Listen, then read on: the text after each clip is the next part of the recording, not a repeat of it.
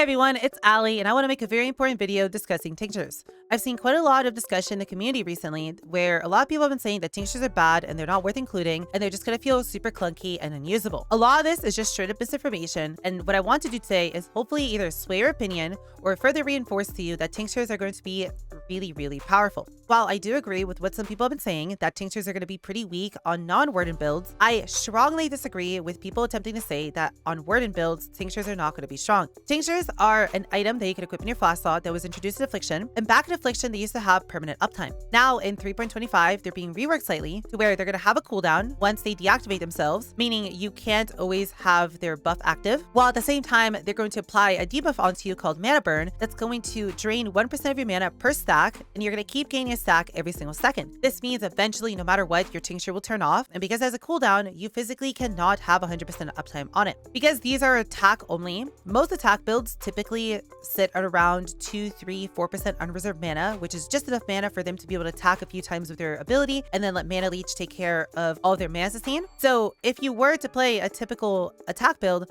you'd be able to get to 2 to 3 stacks of mana burn at most before the mana burn rate is so high that you just lose your tincture, meaning you're going to get a few seconds of duration out of it before it goes on a 6, 7, 8 second cooldown, which makes their uptime absolutely horrendous in most builds. Now that completely changes as a warden. Wardens get access to Enduring Suffusion, which is going to make it so every stack of mana burn when your tincture turns off is going to make it so the buff lingers for half a second after. If you were to get to 12 stacks of mana burn, which is the cap for suffusion, you get 6 seconds of duration in total. And if you were to combine this with practice reapplication, which reduces the cooldown of your tinctures by 25%, this means that every single base can have the buff of your tincture linger until the cooldown of it falls off, allowing you to turn it back on without you ever losing your buff. This alone is going to be the crux that is going to make tinctures actually usable on Warden. It's what's going to make them really strong. If you were to look at the tincture that I'm including in my build, this is only with just the stats that we know about on the tincture, and as we can see is a 25% DPS increase in my build because of the sheer amount of raw critical strike chance that it gives me. Because these are not meant to always be sustained and have maybe 10-20% uptime on non-melee builds, they're going to come with unbelievably strong buffs to make those few seconds where you can actually activate said tincture very impactful. And because we can permanently have this always be active on a warden, it is just going to make your build substantially stronger, and if you don't include one of these into your build as a warden, you're effectively going to be making it substantially worse. Now, one question you might be having here is, Allie, isn't that going to be kind of difficult to actually utilize given you have to get to 12 stacks of mana burn, meaning you need to deal with 12 mana drain per second? Well, that is true. That's not going to be a problem.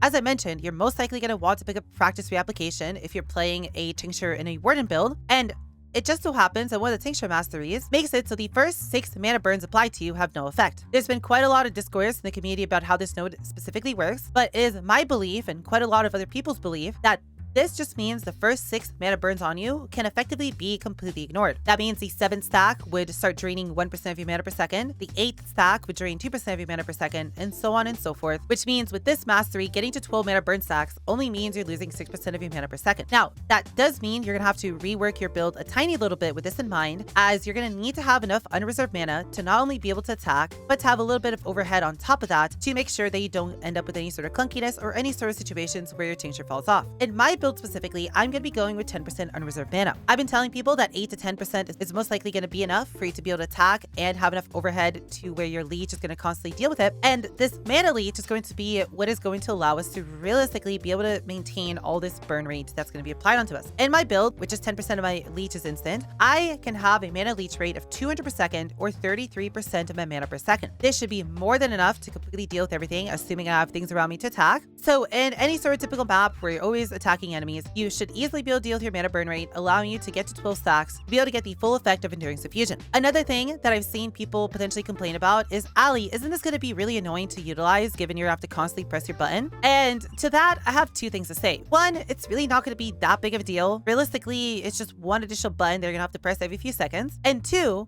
it's not as bad as people actually think it's going to be. A lot of people are saying, oh no, I'm going to have to press my tincture every 6 seconds, 7 37 seconds. That's going to feel really annoying. I don't want to do that. What if I told you that your tincture is only going to have to be activated every 40 seconds? With Endurance Infusion, as well as these small nodes leading up to practice reapplication, the mana burn rates that we have that's going to be inflicted on us is going to be 0.38 stacks per second. That means it's going to take 2.7 seconds per stack of mana burn to actually be inflicted on you. That means it's going to take 31.5 seconds for you to actually hit 12 mana burn stacks. Because in my case, for example, I'm going to be going a little bit over 6% of my unreserved mana. I'm most likely going to be getting to 12, 13, 14 mana burn stacks before my tincture actually turns off, meaning I have even better uptime on it. Once it does fall off in 31 seconds, you will then also have to wait another 6 seconds before you can press your tincture again, meaning in total, you're going to be waiting somewhere around 37 seconds between reactivations. I'm sure a lot of people are used to playing a Divine Blessing build where you have to press your aura every 15 to 20 seconds or so, and this is almost going to be double the amount of time between activations that a Divine Blessing would have used. And I think, given how a tincture is going to give you upwards of 50% of the total damage in your build, that pressing that button every 40 seconds is not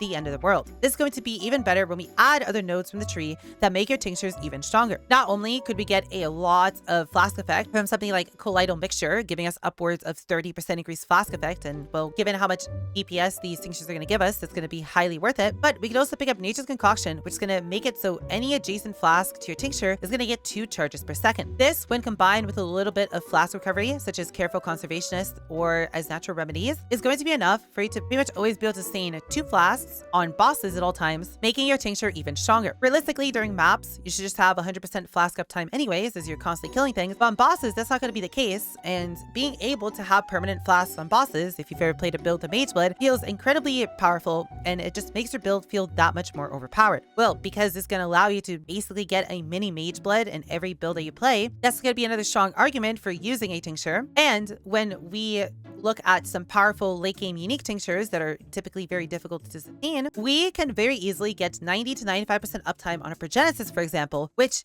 if you can do on a boss is absolutely crazy. Having near permanent or permanent uptime on a Progenesis during a boss has been something that's been exclusive to nothing but a Pathfinder, and if any other class is able to do this, it is going to be very, very powerful. Because of this, I expect tinctures to be very strong, given just how much DPS they're going to give us, even just looking at a basic tincture that they've shown us an example. And because they have the potential to either make you do a lot more damage or be substantially tankier on bosses, they're going to feel amazing for the early and mid game before you're able to get yourself something like a Mageblood, where the Mageblood is going to do what the tincture is able to do for you. Because of this, I think tinctures are going to be unbelievably strong on Wardens, and I think you're honestly going to be making your build substantially weaker if you do not include Endurance Infusion and a tincture inside of it. Because the total investment for this is 5 passive points and 1 ascendancy point, it is a no-brainer to pick up a, at minimum, 20 to 30% DPS increase, with it potentially becoming a 50+% DPS increase for a build if you choose to invest into it. If you have any more questions on tinctures, feel free to leave a comment in the comments below, and I'd be more than happy to discuss anything with you related to them. Or if you want to come by my Twitch and ask me any questions there, I'd be more than happy to answer you live. You also feel free to come by and hang out with all the cuties if you want to be a part of our community, and I'd be more than happy to see you along with everyone else for 3.25. I hope I was able to change your mind a little bit on tinctures, and hopefully was able to showcase to you why tinctures can be